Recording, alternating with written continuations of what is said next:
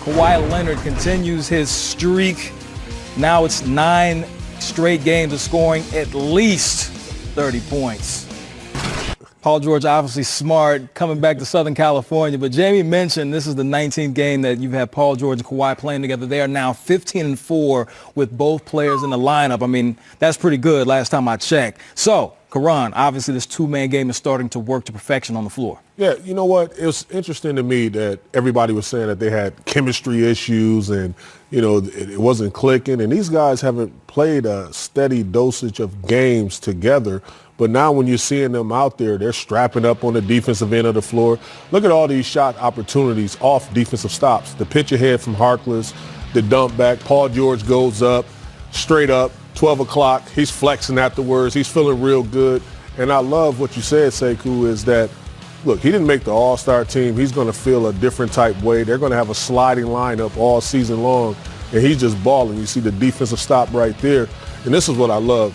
There's only a handful of guys that can do this and be efficient doing this in the association, and he's definitely one of them, coming down in transition, electing to go off on his own because he's talented enough to do so, get to his spot in rhythm and knock down those opportunities. Kawhi Leonard, excellent delivery right there. And then look at this.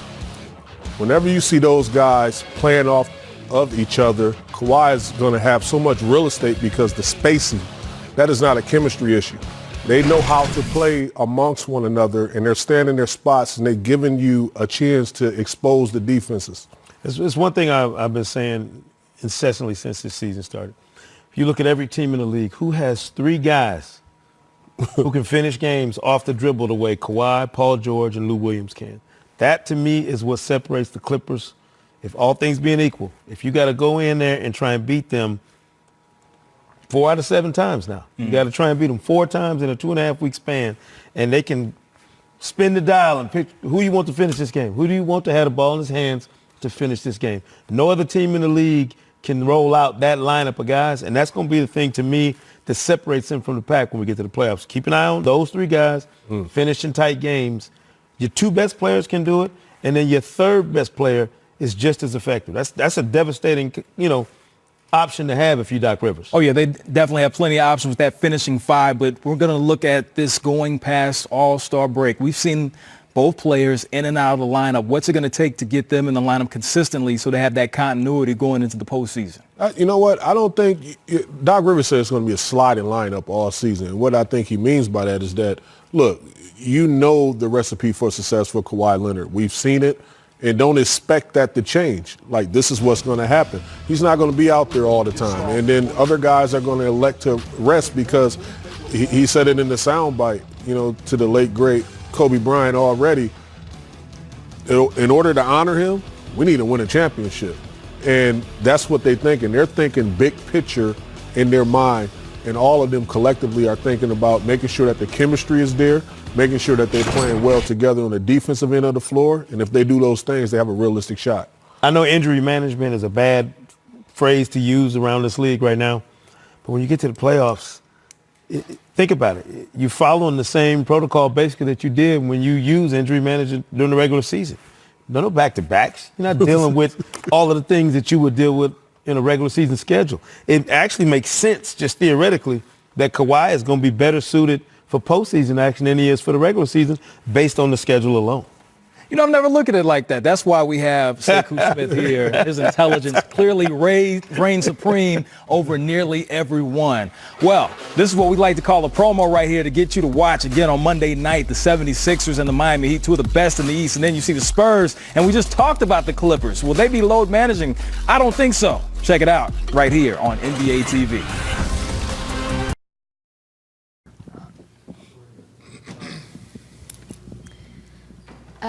It's obviously been such an emotional week for you guys. Can you describe sort of how you felt as throughout the day today and as the game approached? Me personally, anxious, nervous, just seeing everything, all the decals on the floor, knowing what tonight was going to be. It was just, an emotional game, for all of us.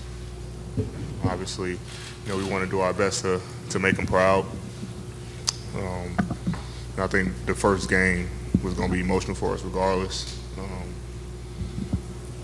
But, it was just an emotional day, just knowing coming in that, someday we're going to, face this night and play.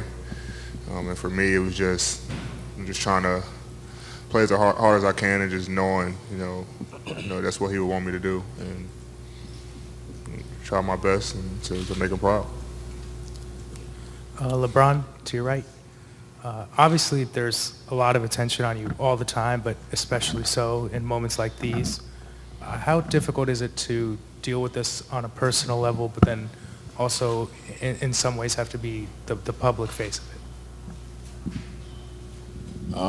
When you have a great support system, being able to deal with situations like this, which you would never want, not only for myself or for my family and my friends, but when you got that support system, it helps out a lot. It helps out tremendously. And, that's the biggest thing that I have in my life is I have my family and my friends and my support system that I know I'm not, doing it on my own. I don't have to face, this challenge on my own. And, so that helps, helps out a lot. LeBron, your pregame speech today really seemed to resonate. I was wondering, what was the moment when you decided that you wanted to speak from the heart?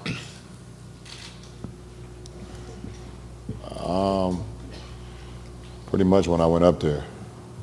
I knew I wanted to make sure I acknowledged all the lives that was lost Sunday morning, and I didn't want to mess that up. So, I looked at all the names on the paper, was able to go through that, but when I kind of looked at the note cards that I kind of had, or was kind of being assisted on, and some of them was what I wanted to talk about, but I just decided that it's for me personally,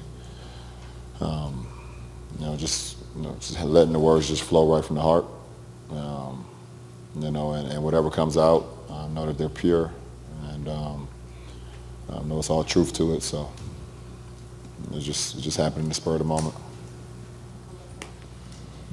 Both of you guys were really close to Kobe. Can you talk about just emotionally what this week has been like for you guys? Like I said, it was an emotional night. Me being an 18-year-old kid and going to the Olympics with, Bron and Kobe, 19, I'm sorry, and Kobe and Bron was the first two guys to take me under that wing, and just show me the ropes in the league. Never went to summer league, never had a day, where I played an NBA game yet, and Kobe and Bron, in Vegas, showed me, how to work, how to be a professional, and it's something I will always cherish. And I was able to learn a lot, from him, and kind of just, go through my career and trying to, go through them lessons he taught me. So, it's emotional. It's tough. The entire memorial before the game was tough for me to see, and then just to hear his voice and just, have to come to realization that, that he's gone. So it was tough for me, but like I say, basketball is kind of like my stress reliever, and they're able to get on the court with these guys who I know got my back, and through this entire week, just being around the guys helped me out a lot. For both of you guys on the aisle, Anthony and LeBron, basketball's been part of your entire lives, and most of your lives. Kobe's been a basketball figure. I wonder if you guys could talk about kind of, was it almost tapping into that childhood sense that you guys have of wearing like the Kobe costume? You guys had the sneakers on, the double wide wristbands. I think LeBron, you even wore like the oversized jersey like he used to wear. Can you just tell me what went into that idea? I guess basically showing our appreciation for what he did for us growing up. So me wearing the oversized jersey, me wearing the wristband, me wearing the finger sleeve, me wearing his shoes, just showing the appreciation and the love that he gave us way before he knew us, and then when we got an opportunity to actually, be competitors and then become brothers. So that's what it was pretty much all about. There's been a lot of discussion last week about the NBA logo. Where do you guys stand on, right over here, where do you think about Kobe being the new NBA logo?